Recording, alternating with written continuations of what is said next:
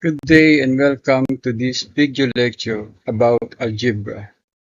In this video lecture, I will discuss how to calculate percent increase or percent decrease. So let's start.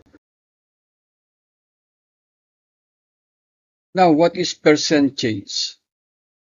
Percent change is the change in value from old to new and compare the change in value to the old value. This change in value is either increasing or decreasing. If we translate it into formula, percent change is equal to new value minus old value over old value times 100.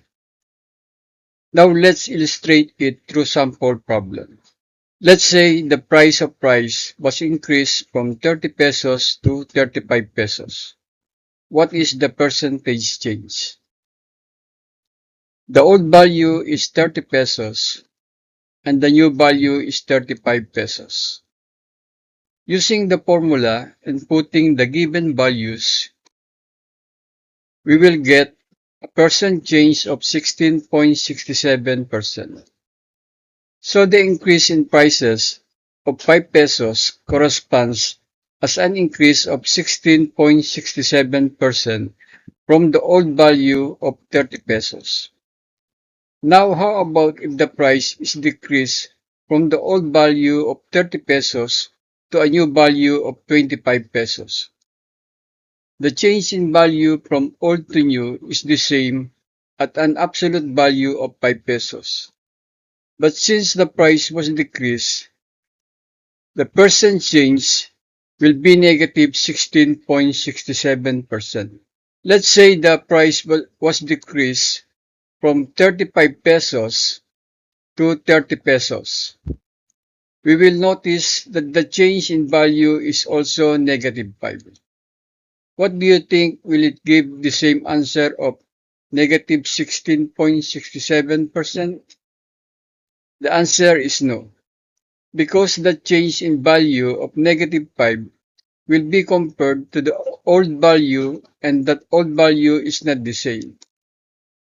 So the percent change will be negative 14.28%. Now let's discuss the second formula that will be used also in calculating the percent change. Actually, this formula is similar to the formula that we already discussed, but it is simpler and easier to remember. The second formula is equal to the new value over old value times 100 close parenthesis minus 100. Now let's illustrate it to our previous example and see if we get the same answer. So our old value is 30 pesos while the new value is 35 pesos. And here is the computation. So it gives us the same answer from the first formula that we use. Let's try if the values are decreasing. The old value is 30 pesos while the new value is 25 pesos. And here is the computation. So it gives us also the same answer.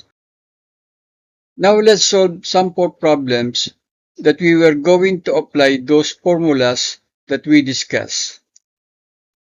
So let's start with this problem.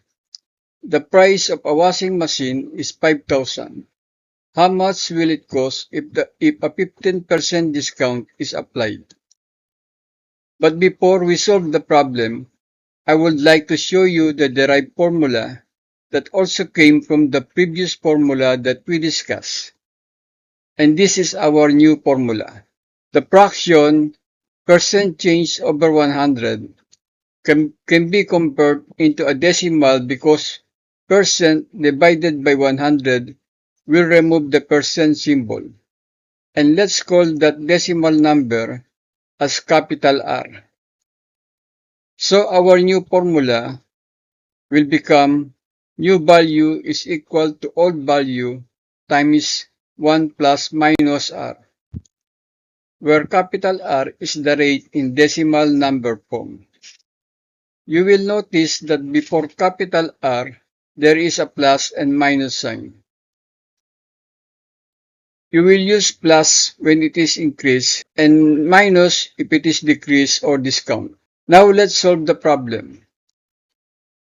So the problem gives us the old value which is 5,000 and the rate of discount is 15% or in decimal it is 0.15.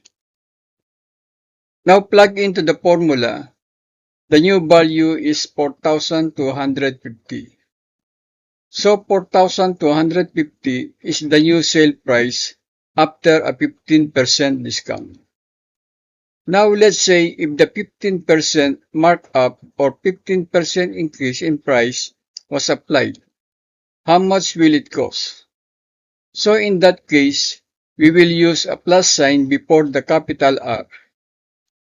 So the new value or the new price is 5,750. That's how you will calculate the percent change, the new value and the old value.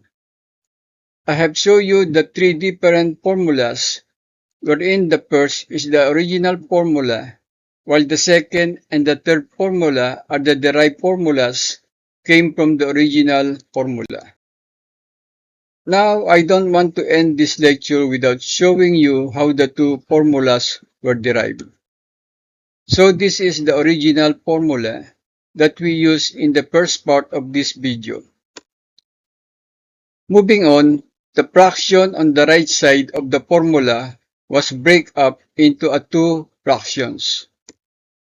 Now the old value divided by old value is cancelled and it is equal to 1. Using distribution, the 100 was distributed to the fraction and to -1. So this is the second formula that we also use in the early part of this video. I think this formula is much easier to remember and much easier to operate in the calculator. Now I will show you also the derivation of the third formula that we also use in our last example. This formula was also derived from the original formula. So this is the original formula. We break up the fraction into two fractions. The second fraction is cancelled and it is equal to 1. We divide both sides of the equation by 100. We transpose 1 into other side. We divide both sides by old value and change the plus sign into the combination of plus and minus sign. The reason are, we will use plus sign if the problem says that the value or price was increased, and we will use the minus sign if the problem says that the price is decreased or the discount was applied. Now we let percent change over 100, which is equal to R. Therefore, the third formula is new value is equal to old value times 1 plus minus R, where R is in decimal number form. That's all. Thank you.